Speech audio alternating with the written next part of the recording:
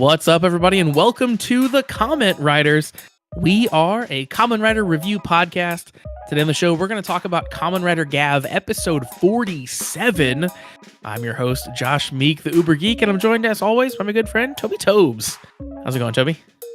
I've been offended by music again today, and you and I talked about this earlier, so we're going to roll this very important conversation into the internetverse. I love it. Because you and I both were very heated about this today, so I'm excited to get to continue the rant. Yeah.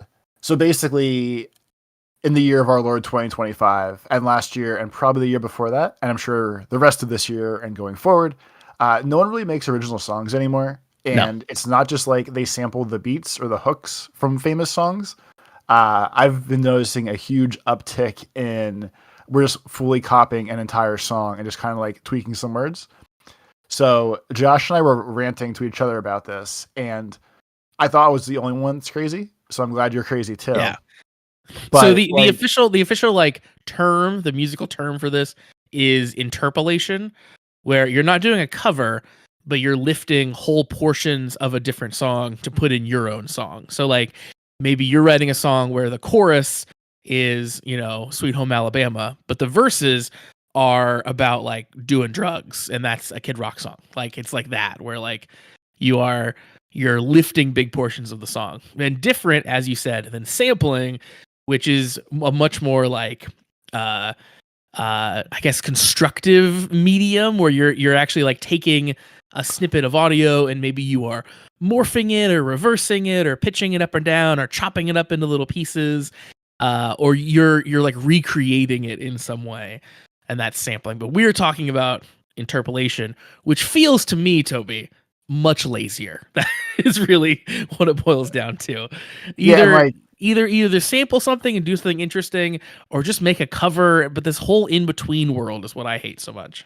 Yeah, so it's like a sliding scale. So like the example that started this today that led to the two other main ones that we can talk about. And then what I was researching seconds before you clicked record. So Machine Gun Kelly, MGK, has a new album out now, and I think the song is called Starman. It might not be that song. It is. Okay.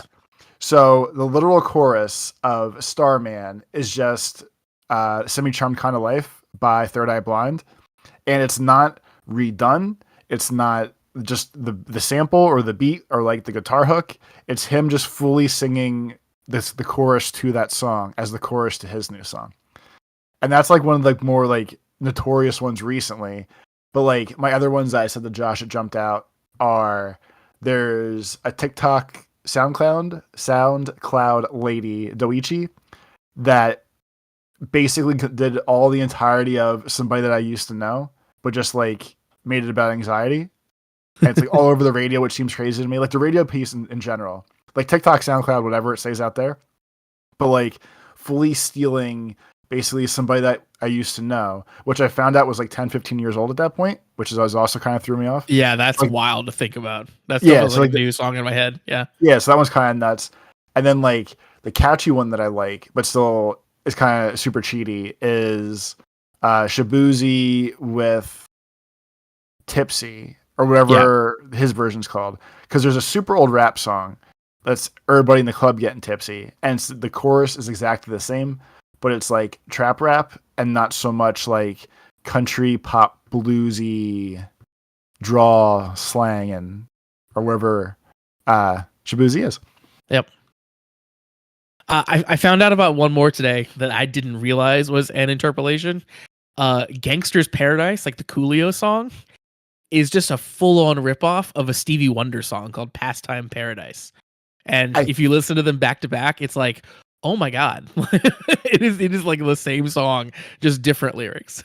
I feel like I vaguely knew that. But so what I was saving for you, that I didn't want to tell you earlier. So I find in general, it's a mix of YouTube ads or like Hulu TV ads or just ads in general have also begun doing this. And it's so absurd, the things they steal to redo. And the most notorious one right now, I know there's at least one Dove commercial that does it, if not two. There's a very old rap song that I don't remember who the artist is, but the chorus was, "Do it now, lick it good, pop that meow just like you should, my neck, my back, my meow, and my crack.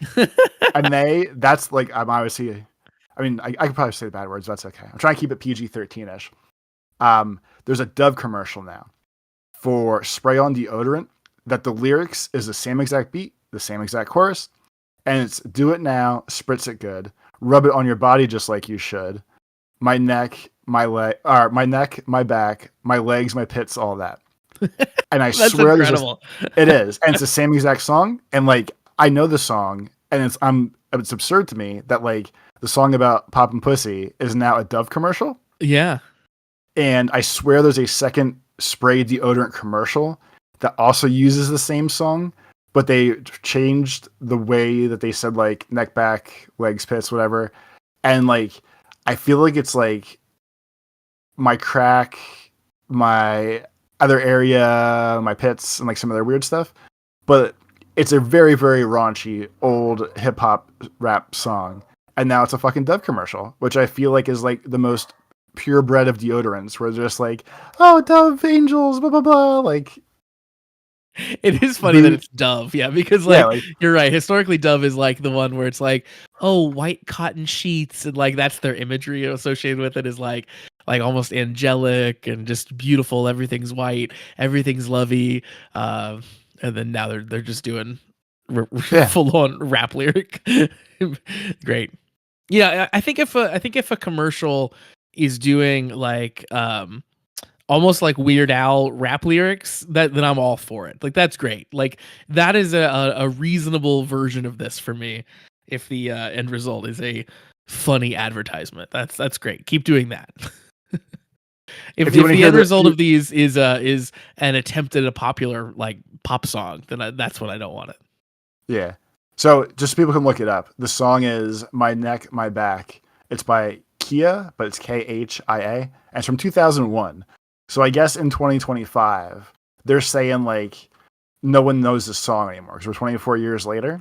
But I know this song, and I'm like so not the clientele of who would know the rap song about licking places that like it pops in my brain in the Dove commercial. I wonder how many people actually like get it, or just think it's like a funny song. Because I could see like my mom. I could see my mom think that commercial's hilarious and like ha ha ha, it's a good rap. Like spray deodorant. But I'm watching the ad real quick, just so I. Okay, yeah, they're fully doing. Okay, I wanted to hear it to see if it was like, could it just be a closely related song? And no, they're fully. Absolutely not. Yeah. So here's the thing, Toby, and I don't think anyone is gonna want to hear this. But time marches on, so young people who were young and were listening to like the original of this that came out, that were like riding the school bus with their 7-second anti-skip CD player and were rocking out with their friends about my neck, my back, my pussy, and my crack. Those people are now adults and they have children and they have to buy Dove body wash. And these are the things referencing the time in their life when they felt most alive, when they were young and they didn't have a care in the world, and they were talking about rap songs and pussies and stuff. If a commercial can tap into that nostalgia, it's an instant win. But it's just like we think about it in terms of like, well, you should be tapping into like nostalgia and do like 50s sock op and stuff. But no, people who are old and have kids and are buying Dove body wash are the people who are young and listening to like early rap music. I guess that's all fair. I'm saying the creative outlets are really running thin. The well's dry. That's fair. I also am like I've bought into this. My house has bought into this because another perfect example of this. When we were young people, and we were singing along with songs, we loved the like, ain't nobody dope as me, I'm just so fresh and so clean. Now hanging in my bathroom in my house is like a cute like live laugh love style sign that says so fresh and so clean. That's just me, right? Like I used to be a fun kid who listened to the fun rap music, and now I'm just an adult who buys things for my house and remembers when I used to be cool.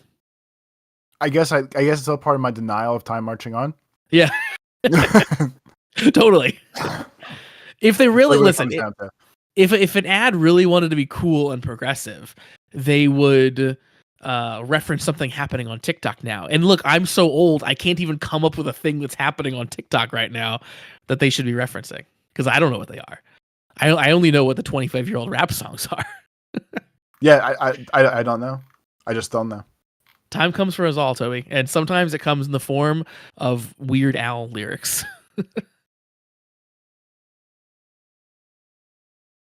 Speaking of time coming for us all, I thought you were going to say speaking of Weird Al, and I was going to go somewhere.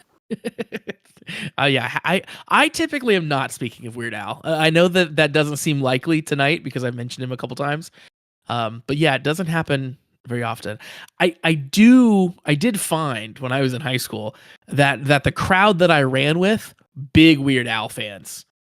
Like that might come as a shock to you, but I was hanging out with some pretty big nerds and they loved themselves some Weird Al. When I was like 16, 17, in that age gap, there was, I'm going to say it was a guy. I never really confirmed his age, but I felt like he was like mid-20s, late 20s, early 30s that always hung out at the laser tag place with us. And this isn't going to be a creepy story, really. But he was like ride or die Weird Alish. And in my beginning of my punk upbringing, I always thought like it seemed kind of stupid. Yeah. I was like, wow, look at this fucking square. He likes Weird Al.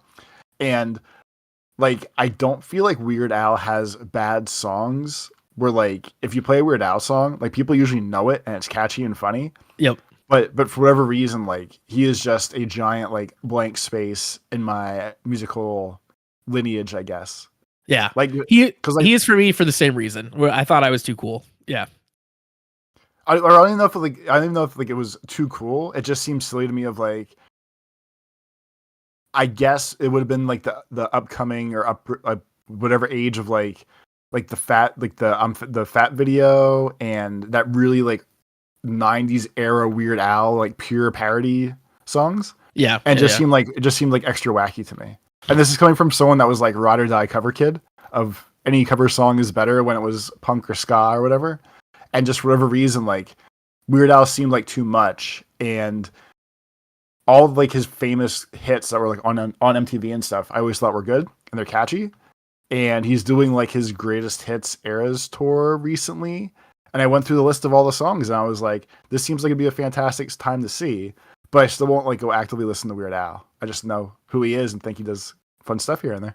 Yeah, he's a guy where I really like him as a person, but yeah, like I don't have a great relationship with his body of work necessarily. Now, his movie UHF, very good. I don't remember a lot about it, but it's a good one. I feel like there's a wheel of fish in it. I feel like that's the one GIF or picture that always sticks out when people talk about that. That sounds vaguely correct. Wheel of Fish. It wasn't autocomplete for me here. Yeah, I do remember the Wheel of Fish. Yeah. Boom. And then he had that new movie that was supposed to be like about his life, but like I think maybe it was fictionalized as well. It was sort of the bit. I don't know exactly. I think like he's interesting. I feel like it was a mix of both because Harry Potter played him. Right. I feel like. And like they did the whole timeline of like when he wrote the like a Virgin cover and everything else. And again, like it seemed like an interesting thing. I would have had no issues watching it if I would have watched it. But it's just again, it doesn't jump out enough where I'm like, oh yeah, like I know who that is. I don't know. I need a mock you / documentary about him. No big deal. In general, I have not been a person who has liked parody songs. Like that's just not really a thing that I normally am down for. And I really like I like weird songs sometimes, but only when they're like when they take themselves seriously. So like I've been into like nerdcore rap before, which is very silly. But like I only like it because the artists like take themselves seriously as nerdcore rappers, despite the fact that they're singing about, video games or whatever. Yeah. Well, it checks out. It makes sense. Yeah.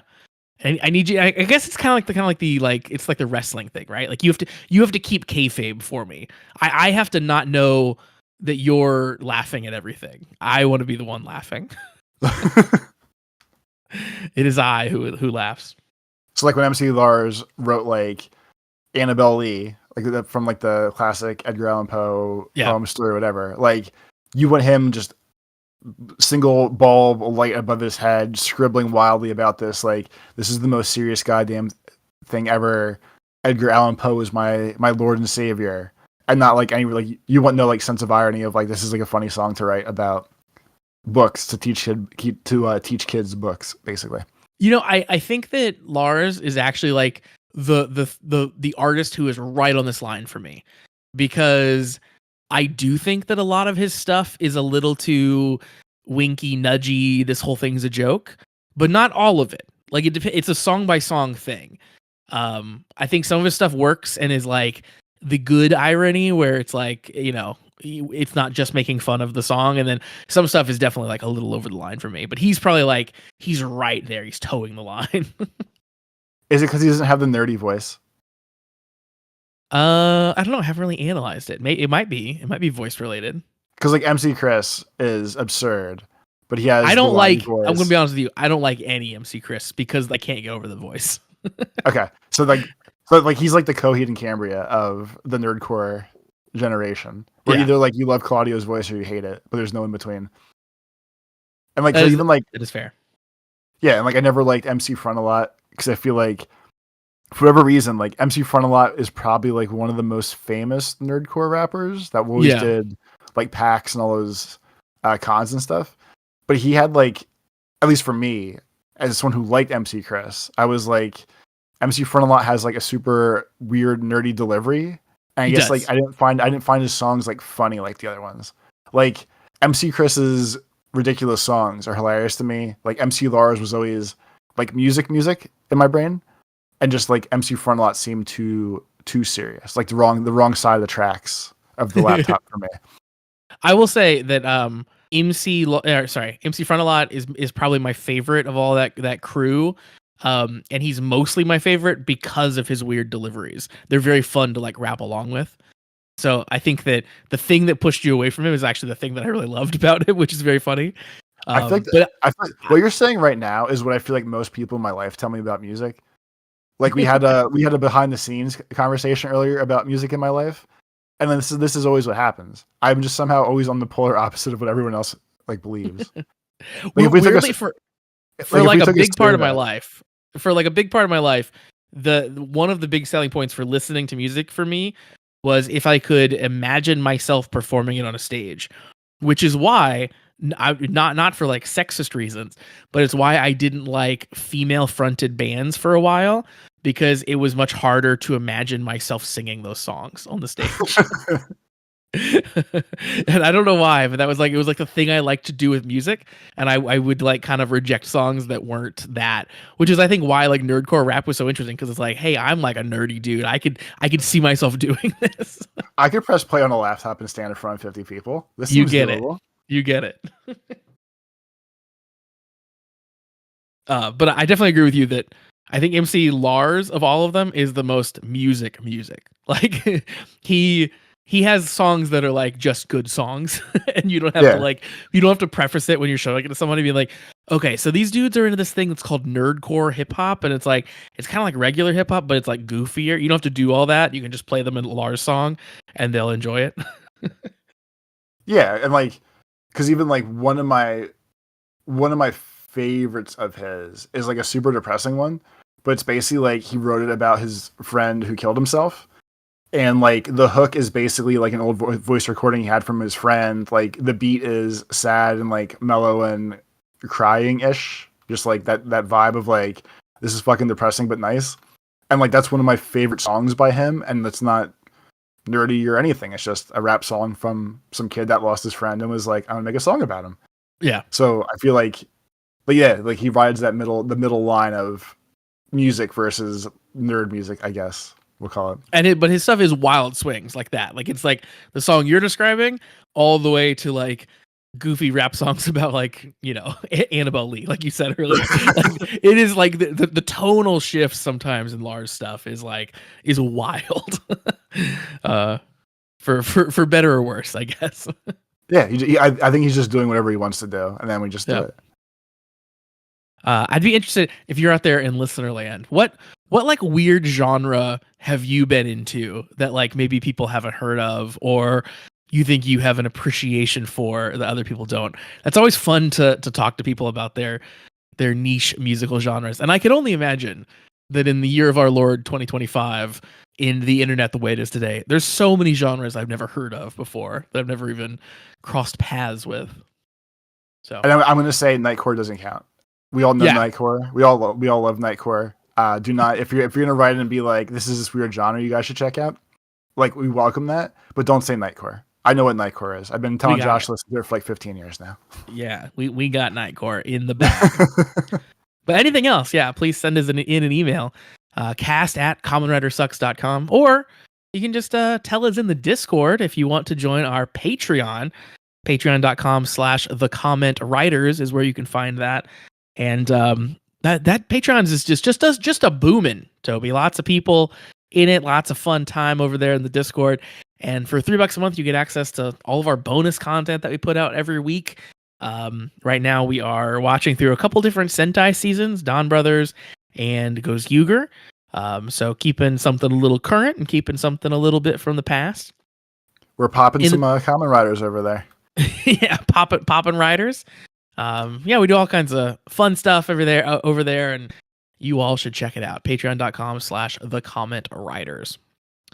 And with that, Toby, I think we should jump into talking about Kamen Rider, which is ostensibly what we've been gathered here today for. That's what people want us to do, or talk about MCLRs. I don't know. The intro's always a toss-up. Who can really say? Well, today on the show, we are going to talk about Kamen Rider Gavv, episode 47. We are nearing the end here, and we are hot off really kind of a banger of an episode where Shoma went in to Granute World in order to attempt to assassinate President Boca, and it didn't quite go as planned. So he escaped. In the last episode, we saw, of course, his friends sort of like scolding him about like, you got to do what you want to do. Do you want to stay here? I do want to stay here. And sort of they all, had the big reunion moment. And this episode, Toby, opens where it's basically the direct fallout of that moment, where they're all talking about like, boy, that was crazy. Why did you think that this would work? In fact, what were you thinking in general? Yeah, like all from their own standpoints or vibes of how their friendship works with him. But in general is like, oh, we're gonna have a post-battle briefing here. And everyone just kind of looks at them their own ways and just like, yeah, so like you just kind of left and you got your ass kicked. Like that seemed like a plan to you, I guess, maybe. It is. I love Gavv so much because there's no other show that I've ever watched where you would have that sort of cathartic moment at the end of an episode of just like, hey, you said you wouldn't leave like this again. And then like they have the big like embrace, right? Like you think about any like romantic comedy or whatever it might be, and you have the big moment where like you do the hug in the rain or something, and you're like, like, oh, we said we'd always talk, and then you do the big kiss or whatever it is. We had that moment last episode with Shoma, and this is the only show I've ever seen where then they like realistically have like the sit down you would expect to have after those moments of like, hey, I'm glad we reconciled, but we really should probably talk through what led to that point. And it's so real life. I loved that Gavv showed that. Like, you obviously would sit your friend down and being like, I'm so glad you're back. It's crazy how suicidal you were just a bit ago. Like, it's insane that you thought that this plan would work, and we need to talk through how you got to this point.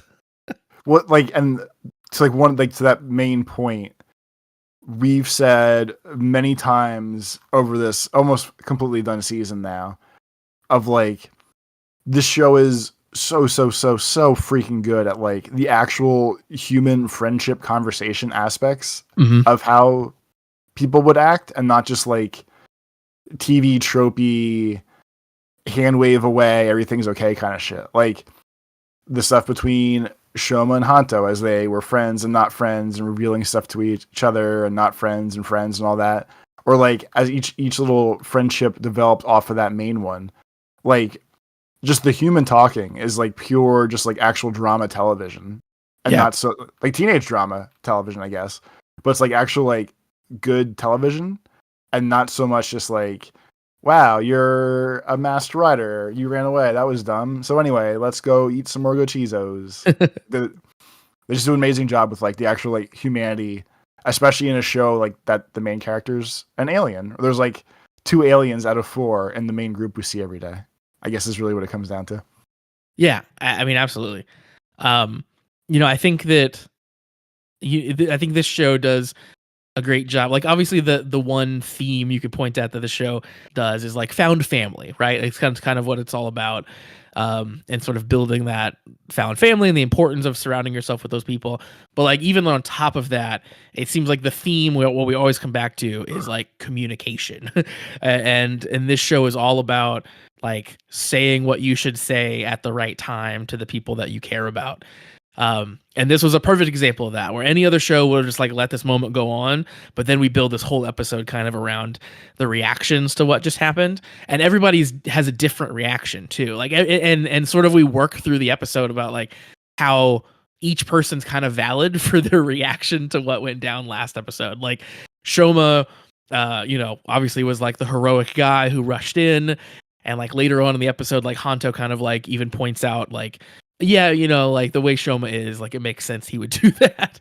Of course, Sachika is still kind of shocked by a lot of things that she gets shocked in this first episode about hearing, Hanto's mentor getting snapped in half when he was a press, and like, yeah, perfectly normal for her to react to something horrible like that. And then we get to see Hanto and Rakia have a discussion, and that was just so perfect because it's like, it's Rakia being like, hey, you kind of ran off a little hot-headed there. I totally get it because I'm the same way. So why don't we sit down and figure this out? And, like they had like their actual like for them, I feel like their best actual bonding moment. Yeah. Of like all their conversations, like they really just like had each other on the same page for once. And especially when like Rakia is like, he's like, I know you might be mad at Shoma, but he's smarter than what you're mad at him for on the inside. Because basically, Hanto is pissed that he just ran off and like, oh, you decide to go with the bad guys, and now you're against us, blah blah blah. And Rakia just kind of like told him like, he's more clever and wittier than that. He's like, if he did it, there's an actual reason. Like, you can be mad, but you should probably pump the brakes on that like specific aspect of what happened here just for a little bit, just until you figure out what he actually did and everything. Yeah, so nuanced. It's like, because he even says, I can't remember the exact wording, but yeah, he's like, like obviously we should give him the benefit of the doubt on things and like approach it calmer. And then he even says like, we might still decide that he's wrong, but like we can sit down and calmly discuss it. And like that's such a crazy thing in a show like this. I feel like just like things you would expect to be more like cut and dry. Either I'm like 100% behind you, or I'm 100% your enemy. And they're like leaving room for like, maybe he didn't make the perfect decision, but we can at least hear his side of it and figure it out. And yeah, the show's fantastic at that for sure. And how far we've come. This like when you get to the end of a Kamen Rider series and you get your big final power-ups and everybody's like, godlike level powers. This felt like now everyone is getting to flex their like godlike communication skills. Like we've worked really hard throughout this whole series, like having everybody talk to each other, talk to each other like this and talk through your true feelings. And finally it's like, wow, you're all operating at 100% power. I thought that was pretty great. Yeah, like this entire episode was like the joke I always make about Don Brothers mainly, where it's just basically like a lot of a talking this time. And it's obviously the talking because we are weeks away at this point from this all being over. But there's super like we've guessed the past couple weeks of, oh, there's gonna be this battle and this battle and this battle and this battle. And it really doesn't seem like that anymore. It really seems like there's going to be no swerves coming into the end of this. Yeah. It's really just going to be like, we're all going to talk out the situation that we're in. The end goal is just the Stomach family / the president, what's going on here. But there's no like, they'd have to pull like one of the biggest swerves that the show could do to suddenly make some new shit happen here. Like, this feels like we're just going to naturally finalize like Jeeb and if he's strong or not. Longo's floating around somewhere, and the president and his kid being shitheads. But I don't think there's anything like special or crazy coming. I think it's going to be like just a super strong conclusion of the story's wrapping up today. Now we're going to close all this shit out. Let's go. Yeah, I think I agree completely. And I think that if they try to do some weird like last second swerve, it would be little things, that they've set up and that they have forecasted. So I almost hope that there's no like major shocks throughout this, because I think they've done such a good job with the groundwork. It's like, we talk about sometimes in wrestling, like wrestling loves a good swerve, at the end of a show or something. But sometimes like there's the discussion of like the obvious outcome is just the right one to do sometimes. And I think that's the case here. Yeah, like we had a crazy fun year, which sounds weird to say, but it's been another year. And like usually I hate we're all going to end the story cheerful, like there's no repercussions, nothing bad happens, whatever. But I feel like the ending of this is just going to be like the Stomach family stops and then Gavv lives on Earth. And I think I'm okay with that. Like it's just going to be like, hey, he found his real family at home, or like at a new home. He'll have to tell his uncle he's his uncle. But I feel like it's just like the friend group just stays the friend group, and the show just kind of ends, and that's literally okay. Like it'll just feel right for the way the rest of the shit worked. Yep, I think so too. Yeah, because I mean, like, think about the Stomach family that are left now. It's just Jeep and Longo, right? It's just the two of them. And for sure, one of them's gonna die before the final episode, if not both. So yeah, there's not much left in terms of like Stomach family that you would have to, figure out what to do with in terms of where they're going to be and what they're going to be up to. So yeah, I agree. I think it's just going to be happily ever after on Earth with your new family and your uncle once we smarten him up. Yeah, and that's like as dumb as it sounds. Like I feel like that's all it has to be, because it's a kid who lost his mom, who found a family, and like surprise, there's also some extra family that you didn't know you had, but your buddy's with them, you hang out all the time, and it just seems like a nice little, like, I guess, like I've been called like a hand wavy ending, but it's not hand wavy. It's just like, hey, it just stops now and just works. Yeah. And it's funny too, because like today, or this episode, however we want to word it, like Shoma took Sachika to go visit his uncle, basically. And like, yes, they went to the candy store, but like now he's taking his other friends to go meet his family. And just seems like it's just gonna be like the natural progression of just everyone just knows who each other is. We just kind of let it go. Yep. And then we go back to work. Shoma's the best boy at the happy factory, and he's just gonna keep doing his best. That's how it should end. They should get through like the big fight or whatever it is. They should all like stumble back into Happy Party looking exhausted. Sachika should get a phone call with a job, and then she would hang up and then look at Shoma and be like, all right, we got to go do a job. And then they just head out the door happily onto their next, like their tiny little errand they're doing or whatever it is. Yeah. And there's no reason, and there's no reason not to. Yeah. Like that just seems like the end. Well, it's certainly the end for a certain member of the Stomach family this episode, because we see the death of Nielv. In the craziest way possible. Like that would be like the swerve that I didn't see coming, but it was like a good swerve. Yeah. So yeah, I guess give everyone the rundown of how he meets his untimely demise here. So he wanted one last chance before he got brainwiped by the president and became just either dead or just like a mindless zombie kind of thing. And he's like, no, I have one more plan. And they made blue and pink Guchizos by Swarm that were basically like mass speakers, or like traveling Bluetooth speakers that could hypnotize everybody. Yeah. So most of the episode was like everyone was hypnotized walking towards what was probably like the most efficient anthroppressing we've ever seen, where they basically like everyone just like zombie walked into a room one at a time, and there's just two agents there who could would anthropress somebody and like pick it up and then just do the next person over and over and over and over. So these little speaker things are everywhere. Nielv comes to fight Shoma and was like, I have a dream too. I want to live too. They kind of dick around fighting until the president gets there, and Yelv's like, "You fool! I made these little micro bombs everywhere, and now I'm going to explode them all." And everyone just stares at him, and he presses the little explode button, and then he himself explodes. And the president's just like, "Yep, I was one step ahead of you again, you idiot." And that was just Yeah, I love that that's happened twice now, where he's like, "Did you not think I would have been prepared for this?" yeah, and like especially because the first time was like the oh shit, like he was onto them. That's funny. So I didn't expect him to do it again because I kind of feel like it's too easy to just keep going. Like, nope, I prepped for this too, stupid. So I didn't see it coming. So like them doing it a second time actually worked really well, at least for me. Yeah, Because I was like, hey, cool. Like this is I surely didn't see Nielv his final moment like basically being like a backpack bomber and just blowing himself up.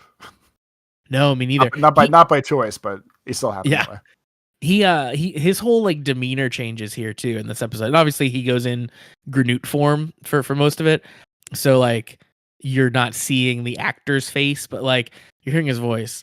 And he adopts this very like manic, panicked sort of cadence that we never hear on him before that. And it's really effective. He does a really great job at that. I'm just like, clearly he is backed into a corner and like doing whatever he can.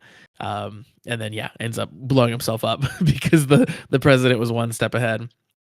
That scene too, where he pulls out the detonator at the end. They have the president and Lascelles standing there, and the president just stands like he adopts this very wide stance, and he's just motionless the whole time that Nielv is talking while he's waiting for the button to get pressed. And like when you first watch it, before you know what's going to happen, you're like, oh my God, is the president finally scared? Like, is he actually like sort of like stopped in his tracks? Yeah, like, is he doing math? Is he doing math real quick of like, is this fucked? Like, I'm actually going to blow up. What's going to happen here? Yeah. And then it all goes down. Nielv blows up, and you realize like, oh, he was just standing there daring him to do it. Like he was like, I know what's going to happen here. Yeah. Like he had no face to really show off and be like, oh, I'm gonna twinge in fear. I'm gonna smirk. So like I was just staring at Kamen Rider helmets, which show nothing. And he was just kind of like slow playing it, like, oh, like, is he scared? Is he mad? Is he upset? And like you said, he just stood there, and then blew up. He comes off as just the hardest motherfucker you've ever seen in that scene. Like, I'm just gonna stand here and watch this guy murder himself without even knowing, and then it's this weird power play gloat thing that he's got going on with that. It was just, he's scary. They've done a really good job over these past couple episodes, making me really, really terrified of everything that the president does, because he just seems like he is always one step ahead. He's kind of like this ultimate power. And I think more than like any other season we've watched, I'm really thinking like, man, how are they going to beat this dude? Like, he seems really, really tough. And then, we always get to a point where the bad guy's really, really tough at the end, but they're doing a really exceptional job, I think, with it here. But yeah, like at the end of X-Aid was like, hey, by the way, now I'm a time monster, and now I paused you guys, and I murdered you all, and you lost lives, and you're starting back over. And this is just like, this season's escalation is just, I'm really fucking smart, so like you work for me, and you're in the same building as me, so I don't know why you try to play these dumb games and trick me, because I know what you're doing. And that's really it's all it is. It's just like, he looks ahead, he's very analytical with his situation. It just kind of like says like, no, you're not going to blow me up. Like, I gave you the people to work on this. What do you think? Like, I know what you're doing. I don't know why you would think I wouldn't. I give you the staff. Exactly. Yeah, it's almost like he's like annoyed that like you thought so little of him. like, yeah, I just can't believe you're really trying this. You should have known. We also get some interesting scenes I just want to touch on with Jeep, because Jeep has been going through some things recently. This episode, Jeep goes, after talking to Nielv, hearing that Nielv just wanted to basically like better the family. And Jeep, of course, then finds out that like, oh, giving me a black gavv, was just so Nielv could sort of compare my power to red gavv. didn't hold up. Like I didn't match up in power to that. So Kind of Jeep, garbage. yeah. So Jeep goes and complains to Lascelles and was like, I only said yes to this so I could avenge my sister, and I have failed at that, and I failed at being stronger than Red Gav. And like Jeep is doing his normal like woe is me thing. And Lascelles like laughs at him basically. And clearly she like loves when he's sort of in despair and kind of tells him like, there's always the future or whatever. And then Jeep does this thing where he like gets stone faced and like smiles real big and then says like, I thought you would say that, and then just walks away. So I don't really know what his game is, but it's interesting. It seems like Nielv dying broke the final switch in his brain of like none of this would be happening if like Lascelles and family weren't in my life kind of deal. Like I know maybe. Partially, but like I don't know, it seemed more like he broke towards the sides of like Lascelles garbage, the president sucks. I need to maybe like try to keep my family, versus him being like, I'm gonna go after and go get Shoma now, because obviously I can catch up to Shoma. So I guess we'll see. Yeah, we'll see. I agree that I think that it was like a sort of glass shattering moment for him of like, oh, this is your fault. This is your dad's fault. Like it was almost like him waking up to the fact that like, oh, she doesn't really like me. She likes my trauma here. Trauma or what my family possibly has to help her family or whatever. Yeah, I love when he walked away. She's like, I've never seen him like that before. Like, I've never seen him confident and smiling. Well, this is awful. Where did the spine come from? Yeah, so that was pretty great. There also was a really funny moment with Sachika and Shoma in the uncle's candy shop, where they're kind of like talking through like, oh yeah, like he works for me. I took him in, and the guy's like off the street. And they're like, no. And then they have to like figure out how to explain their relationship without explaining like, he's an alien from another world. That was pretty good too. But soon the uncle's going to have to find out he's an alien from another world. There's just no way around it. We got to let people know. So yeah, I think that's pretty much the episode. Any other thoughts on the episode?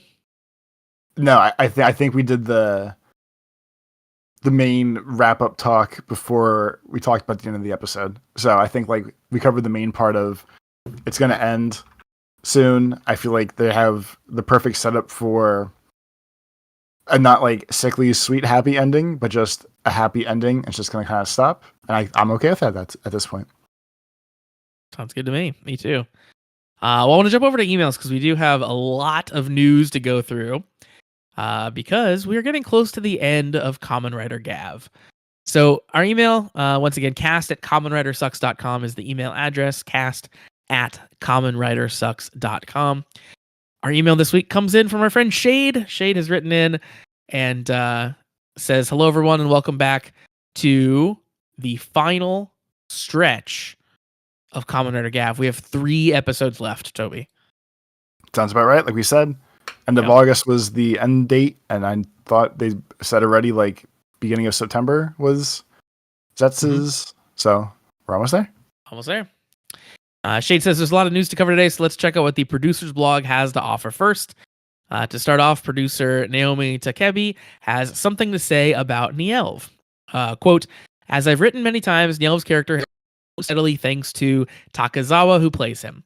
He also contributed greatly to talks, events, singing, and choreography, helping us in many ways.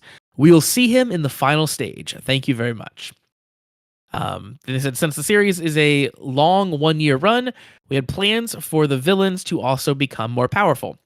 For example, a violent mafia family would replace the stomach family.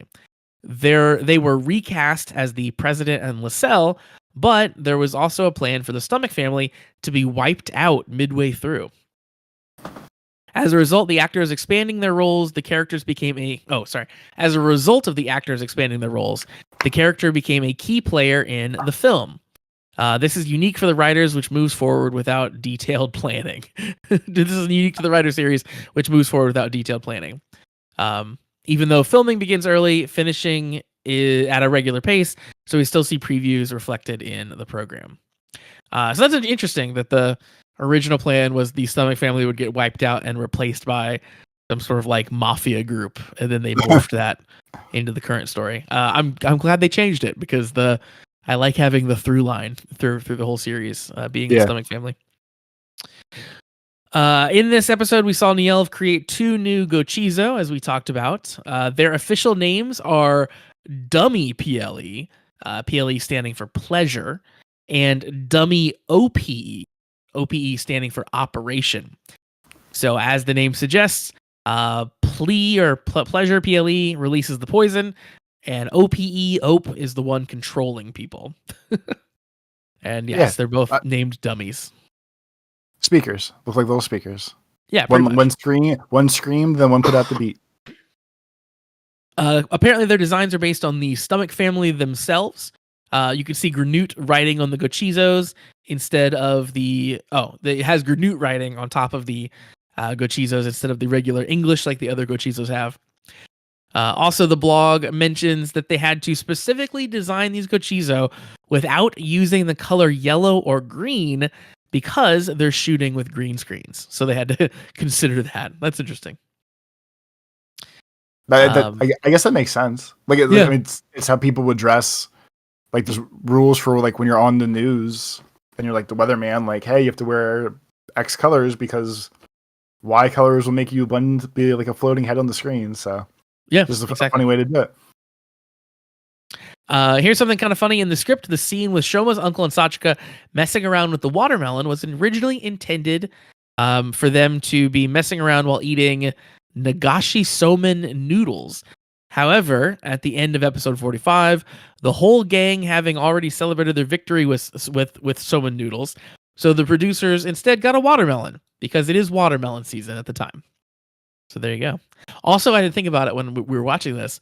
Watermelon are expensive in Japan, so they're about to bash something that costs way more than they do here. An actual delicacy. Shade says, what's really funny is they're self-aware about how silly of a reason this is. And I said, well, it's not like we absolutely can't overlap, but we thought it would be nice to have everyone excited about something else. So this time, we decided on watermelon smashing. There's also a funny moment where Rakia finds out that Happy Pare has a back door. They had to rehearse a lot to get the timing right for the scene, like how fast Rakia turns around and runs towards the door, or how much strength the assistant director had to use to close the door back slowly. Yeah, that was a pretty good scene when they reveal the back door where they escaped from. I never knew it. I guess we did forget about that. That was a big reveal, especially like the shock of, oh, they went out the back door. I didn't even know that was there. We get some good behind the scenes green screen footage, of course, since this was another episode pretty heavily featuring the green screen. And of course, all the extras in this episode that are kind of slowly walking their way to get gobbled up are members of the Toei Tokusatsu fan club, which we didn't talk about too much. That was such a cool fight scene in this episode. Not really much happened in the fight. We get a little bit of fighting with Nielv. Of course, he ends up blowing himself up. So like the fighting itself is mostly inconsequential. But what a cool visual as the Kamen Riders are fighting while just throngs of people are making their way single file up the staircase, just over and over and over again. Most of the time you don't see civilians at all when the riders are fighting. No. So it was really cool to see that.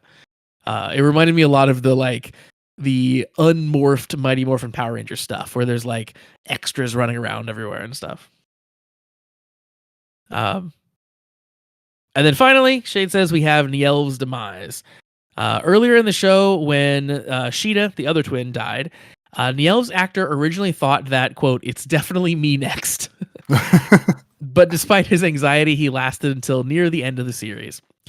The blog also joked that one of the reasons Nielv survived this long is because he's a scientist who talks about a lot of complicated things, which made it easier for the show to provide exposition. And that's it for the blog, Shade says, but then we have a lot of other news items to cover. Before we get to the big Zets news, there are a few other ones I'd like to bring up. The first one isn't Kamen Rider related, but it's too cool to not talk about. It is, of course, Fortnite Power Rangers. That So does seem to be all the rage right now, at least in yeah, our I've little sphere. exactly, yeah, in our little circle of influence in the world here, this is massive news. So Fortnite, of course, the incredibly popular video game, is adding the Mighty Morphin Power Rangers. So I think how it actually shakes out is maybe you get like one of the suits as part of the battle pass, like a battle pass like reward, and then the rest of the suits I think you can purchase. But they look great. I saw some screenshots of them in the game, and like pretty well done, pretty great. And they put out a trailer announcing this season, and you get to see like really awesome footage. They shoot it in like 4x3, so it looks old. But you get to see the Red Ranger with a minigun and all kinds of crazy stuff. So it seems like they are doing a good job with the property. I'll say. So looking at the bundle, because you can still I guess it's out now, or is it pre-orderable still? I think it's all out now. Yeah. Okay, so the bundle is on sale. So they claim from 12,000 V-Bucks to 3,500 V-Bucks, and 3,500 V-Bucks, I guess we'll call like $30, give or take, probably a little bit more. But you get all 5 Rangers, you get all 5 of their weapons, you get 4 dances or emotes, you get all 5 of their coins, you get what looks like a Power Ranger like wallpaper or some sort of themed wrap, yeah. and then loading screen, whatever. And then the Go-Go Power Rangers theme song. Perfect. So like $35 is a lot for a bundle, I guess, because this is extremely heavily licensed out of a lot of places. I guess it's probably a little more expensive too. But at least it vaguely seems like a deal. Like if I still played Fortnite, I'd probably do it. Yeah. The skins in games like this are also all crazy expensive too. I don't know why that is, but like, yeah, if you look at like skins in any online game, it feels like they're like baseline $10 a piece or something, which is a crazy thought, but doesn't seem that outrageous when you start talking about the bundle price here. Yeah. I've obviously dabbled in Fortnite here and there. Haven't played it for a little while, but this makes me want to at least download it and look at the pretty Power Rangers art. It also is compelling to me because you can take the Power Rangers characters into Fortnite like festival and do the music stuff too. So like I saw a picture of all the Rangers playing different instruments, like one on the drums and stuff, and that was pretty good. It does seem of a lot of properties they could use. It does seem like the perfect match. Like they're crazy armored superheroes basically. And with how insane Fortnite is now, it just checks out in my brain. Yeah, totally does. Yeah. Jeez. Next up is something a bit random, Shade says. A zombie survival game in China did a collab with Kamen Rider, and a familiar face showed up on the game's trailer. So I'm looking at the image, and there's, Geets, it looks like, is running directly towards me in the trailer. And then in the sky, above everyone else, above all these like nondescript zombie killer characters, is Kuga with his hand outstretched. Everyone's favorite. Pretty great. And yes, Hideyoshi Khan reprised his role as Kamen Rider Geets in the game's trailer, which is cool. So yeah, it looks like there's actually some screenshots, additional screenshots of the trailer here that Shade is sending, and he's out of Kamen Rider suit just as a human being in the trailer. So they actually like put some money behind this trailer. They filmed a short fight scene with Geets 9 fighting some zombies, and Ace shooting zombies with a real gun. Got to make it real now. Got to. And then also, before we get to Big Zets news, Discotech Media has announced they plan to release a Blu-ray for Kamen Rider Amazon and Kamen Rider Stronger. So I think that means that they've got, I think everything that is in the like original run of Kamen Rider before it went on a hiatus for a while. I think. Wait, no. Shade goes on. I'm wrong. Shade says Gotta with read the this, whole thing first. yeah, we are only 2 series away from having the entire Showa era of Kamen Rider legally available to watch. Okay, so we're not quite there yet. Shade says they're also releasing other tokusatsu shows on Blu-ray, so please support them if you can. I don't know how, but they're currently making more progress than the other guys, so we got to give them some love. I've picked up a couple of their box sets actually. I think most recently was the gavv box set, probably is the one I bought, and yeah, like they're great. It's um nicely, like the art is really good on the cover, which is always is important because you're gonna put it on your shelf and you want it to look nice. And yeah, they do a good job with all the presentation and stuff on the discs. So I like them. Toby, now it's time for some big Zets news. Are you prepared? I am ready. So the press conference happened. So we do have an official trailer. Do you want to watch the trailer or not watch the trailer? I will not watch the trailer. I will let you talk about it though, since we are running a show here. Well, the main cast was revealed. We have a surprisingly familiar face, Shade says. Rina Onuki. You guys might remember her as Kamen Rider Lopo from Kamen Rider Geats, will be part of the main cast of Kamen Rider Zetsu. At least Lopo, that makes more sense versus how it's not Taya as a different Red Ranger again. So I guess I'll allow this.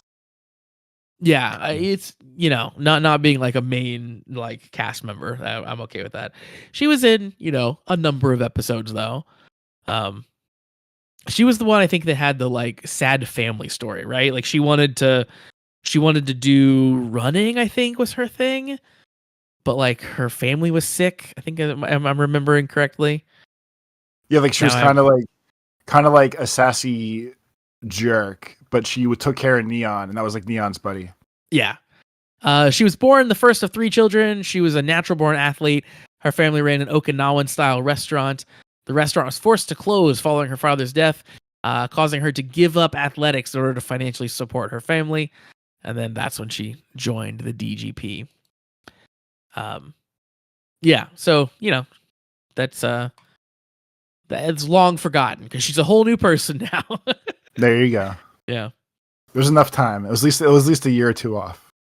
I guess 3 at this point by the time the new show came. The director and main writer have also been revealed for Zets. The main director is Kami Horiyuchi Kazuya. He previously worked on shows like King Oger, Kamen Rider Revis, and Kamen Rider Build. The head writer is someone you guys are familiar with. It is Yuya Takahashi. He's the writer for Kamen Rider X-Aid, 01, and Geats. So we certainly like 2 out of 3 of those. And yeah, we haven't really watched all of 01, so we may or may not like it. We'll see. But we, like X8 and Geats a lot. Yeah, they were good shows. Japanese Twitter had a field day when the news broke. If you guys didn't notice, all of his series are 3 years apart from each other. So everybody's making jokes about how Toei's locking him up in their basement and is only letting him go out once every 3 years to make a Kamen Rider show. Which is pretty good. And the day after the press conference, we got the reveal, also Toby, for Kamen Rider Zets' opening theme song. It is called Visions. I will be saving it until the proper time, and that's when the show tells me to listen to it. Visions is composed by music producer Hiroyuki Sawano and performed by his band Nacked Vane, which is a great band name. NAQ2VANE. NAQ2. Sorry, NAQT, not 2. NAQTVANE. Okay. Shade says, I don't know who these people are, but they seem like a big deal from what I've learned from other people, especially this Hiroyuki Sawano guy. He's working on big anime like Attack on Titan and Gundam Unicorn. There are more, but those are the only 2 I recognize. One internet stranger. Real quick, I'm gonna judge the song from the artist picture. Okay. And I'm gonna say this is not gonna be a Toby theme song. Show me the artist picture that you're looking at. I'm interested to see your read here. Oh, is it just the first one when you Google? These two. Oh, okay. Interesting. So I Googled Hiroyuki Sawano, and he obviously doesn't look like those two women that you just sent me. So I don't know if they're just in the band. So going to it's Interesting. naqt-vane.com Yep. is their official website. It says Knocked Vane whatever is a team project produced by Hiroyuki Sawano. Vocalists are Harukaze and Yuna, and artwork is by so and so. But it's definitely these two girls who seem to have a keyboard or a synthesizer. Okay. So I'm So going to assume it's not going to be a Tobes core adjacent, but I guess I will. I'm not going to spoil it. I might listen to the band separate, but I'll wait for the song to be official, and then I listen to the song. I'm interested to hear your thoughts on it because I don't think it is traditional Tobe score, but I certainly liked it on first listen. Obviously, that all changes because you hear it 40 times, 50 times throughout listening to the show, and then they play it over top of stuff. So like you spend a lot of time with these songs. But my first listen through was like, yeah, this is great. This is going. Well, you loved Excite too. That was like Yeah. the big hook back then. Excite. Yeah.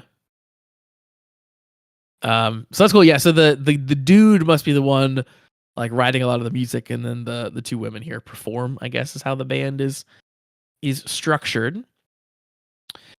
Shade says one internet stranger compared this to quote, for those who don't know, it's like if Hans Zimmer does the theme song for a new Power Rangers series.